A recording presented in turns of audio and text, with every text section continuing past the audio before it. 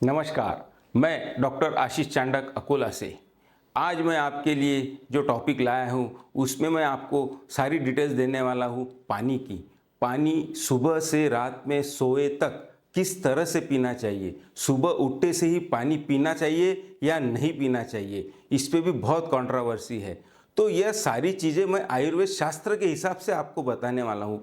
जो 5000 साल पहले जो हमारे आयुर्वेद शास्त्र में सारी चीज़ें बताई गई है, दिनचर्या के अंतर्गत जो पानी का सेवन किस तरह से करना चाहिए, यह सारी चीज़ें मैं आज आपको इस टॉपिक में बताने वाला हूँ।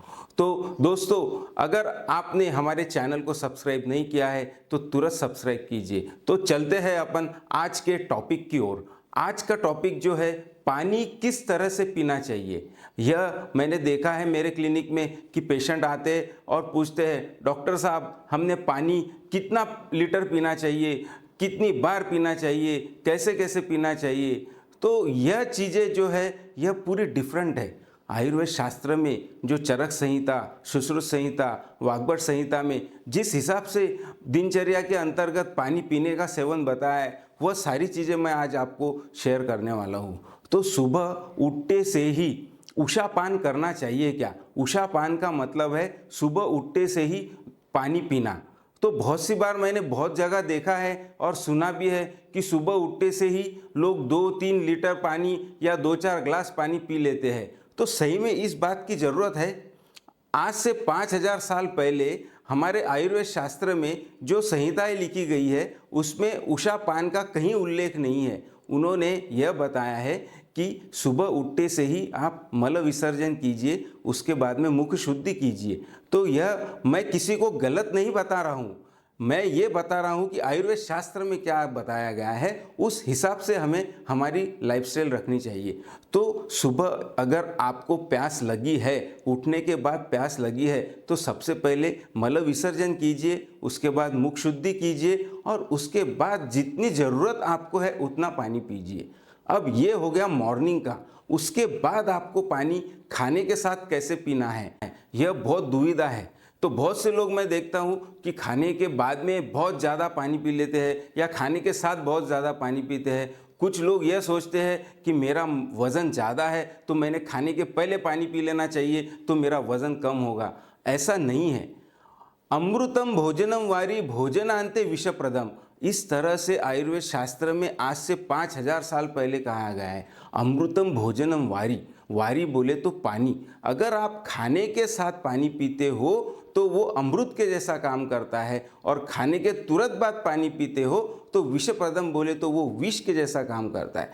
हमने बहुत सी बार देखा है कि जो बुजुर्ग हमारे घर में हैं वो खाने के शुरुआत में एक 2 बूंद यहाँ पे पानी का डालकर पहले पीते हैं और उसके बाद में भोजन का शुरुआत करते हैं। तो ये जो है ये हमारी संस्कृति है, इसमें पानी का महत्व बहुत ज़्यादा है। इस तरह से अगर आपने भी भोजन के शुरुआत में 2 बूंद अगर पानी लेके पीते हो और उसके बाद भोजन शुरू करते हो, 2-4 निवाले लेने के बाद एक घूंट, 2-4 निवाले लेने के बाद एक घूंट, अगर पानी आप आधा से पौना ग्लास तक पानी भोजन के साथ पीते हो तो वो बहुत फायदेमंद है। उसी तरह खाने के तुरंत बाद 1 घंटे तक पानी नहीं पीना है। आपको यह बात बहुत ज़रूरी है ध्यान में रखने की कि आपको खाने के तुरंत बाद पानी नहीं पीना है।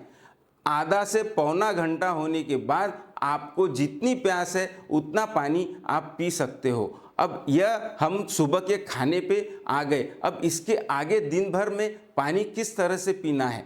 तो जब भी आपको प्यास लगे, अगर आपको 2 घंटे बाद में प्यास लगती है तो तुरंत तब के तब ही पानी पीना है। मैंने बहुत सी बार देखा है कि महिलाएं अपने किचन में काम करने में इतनी व्यस्त होती है कि वो पानी पीना ही भूल जाती है, और फिर उन्हें बहुत सी बार मैं देखता हूँ कि यूरिन इन्फेक्शन जैसी बीमारियों से ग्रसित होकर बहुत पीड़ा सहन करनी पड़ती है। तो महिलाएं यह कृपया ध्यान रखें कि आपको जब भी पानी की प्यास लगे तब आपने तुरंत पानी पीना है। अब यह हम दोपहर तक आ गए, जब जब आपको पानी की प्यास लगती है तब तब आपने पानी पीना है।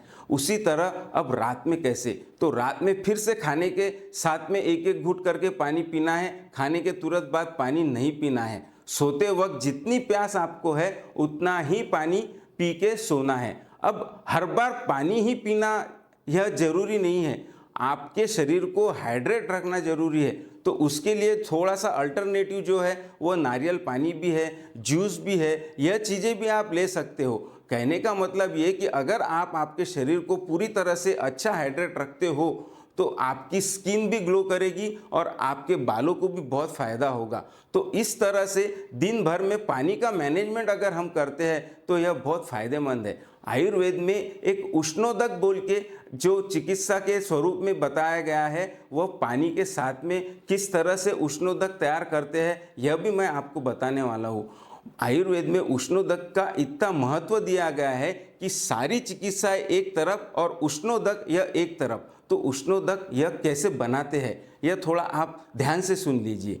आपको क्या करना है, 4 ग्लास पानी लेना है और उसे उबालना है। उसे इतना उबालना है कि आपको वो 1 ग्लास तक उबालना है। वो 4 ग्लास का 1 ग्लास पानी तैयार हो तो वो अगर पानी आप पीते हो, रोज़ की ज़िंदगी में अगर आपने यह रूटीन डाल दिया कि मुझे उष्णोदक यह रोज़ लेना ही है, तो आपको सभी बीमारियों से मुक्ति मिलेगी, ऐसा आयुर्वेद शास्त्र में उल्लेख है। यह जो चीज़ें हैं यह सारी चीज़ें 5000 साल पहले हमारे ऋषि मुनियों ने बताई है। इसमें बहुत ताकत है दोस्तों।